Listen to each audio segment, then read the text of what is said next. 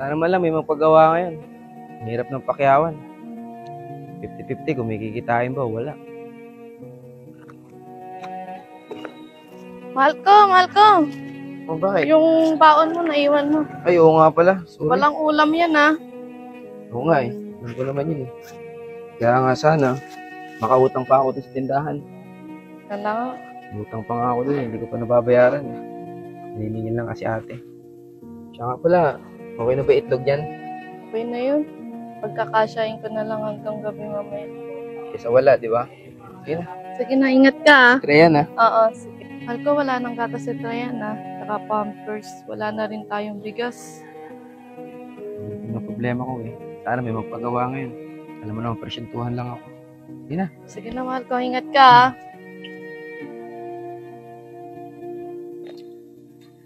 Nandiyan kaya si Kuya? Wala na akong malalapitan, be. Sana matulungan ako ni Kuya ngayon.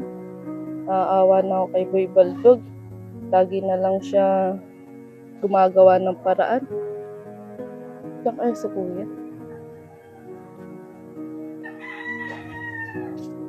Kaya? Bakit? Opo. Oh, nandun si Trian ah. Anong gagawin niyo dito? Kuya, wala na ako. Sana mabigyan niyo po. Anong problema yan? Wala na pong panggata si Trayan tsaka diaper eh. Scoop ko, ano ba naman yan?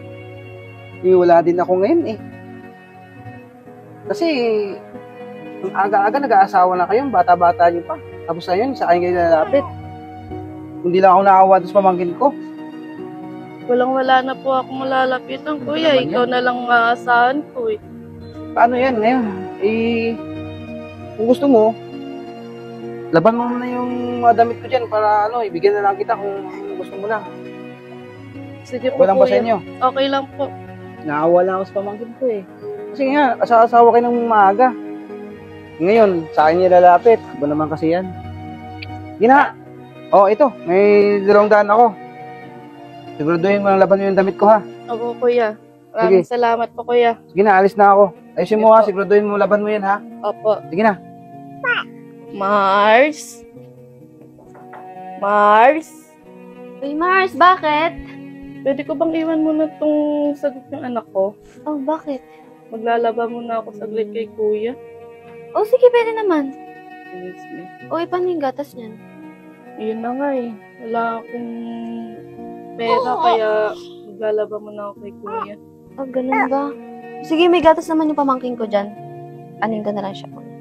Sige, Mars, ikaw na bahala dyan Oh, kay sige. Treya na. Sige, sige. Ingat ka. Bye-bye.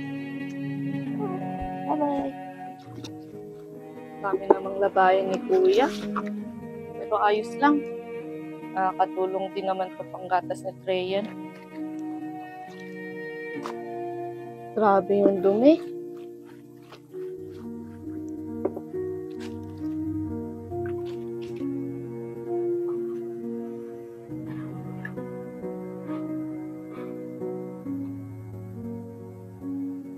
Ay, salamat. Natapos din.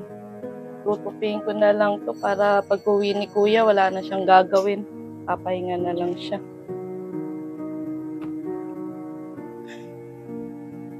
Nakakapagod. Pero okay lang, para naman sa anak ko. Ay, naku. Yan, nalagyan ko na sila ng mga champion. Mamaya, kasa na lang. Kaya talaga pagpakyawan. Hindi sigurado, magkano yung kikitain sa isang araw. Basta kaya yung mag-ina ko. Panggatas yung anak ko. Mars? Mars? Uy, Mars, saan ka na? Kakatapos ko lang maglaba eh. Ay, Katulog na to. Napakakulit kanina. Pagod to.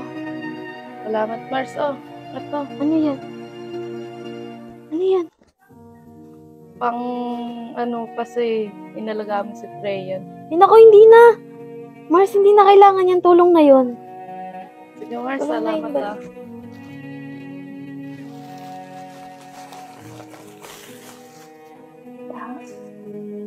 Sige, Mars. Dito na Ingat kami. kayo. Salamat. Maraming salamat.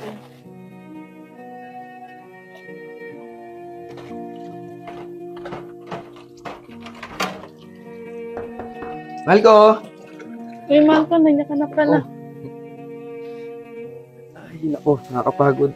Ano yung bag mo? Hindi na, ako na. Tsaka pala, mahal ko, bumili ako ng sardinas tsaka bigas pang ngayong gabi natin. Okay na, Ben? Okay na yan, Malco. Ay, nako, nakakapagod, mahal ko. Ano, kumusta naman yung baby ko? Yun naman. Pumunta nga pala ako kanina kay kuya. Ano ginawa mo doon? Naglaba. Kahit pa paano nakabigay-bigay din si kuya ng 200. Iniwan ko nga pala to kay Mari kanina. Buti pumayag si Mare. Nung wala naman daw siyang gagawin. Mahal ko, siya na. Pasensya ka na rin, mahal ko. Humingi na pasensya sa akin. Importante dito. Tutulungan tayo para sa anak natin. Alam kong masyado pang maaga ang lahat.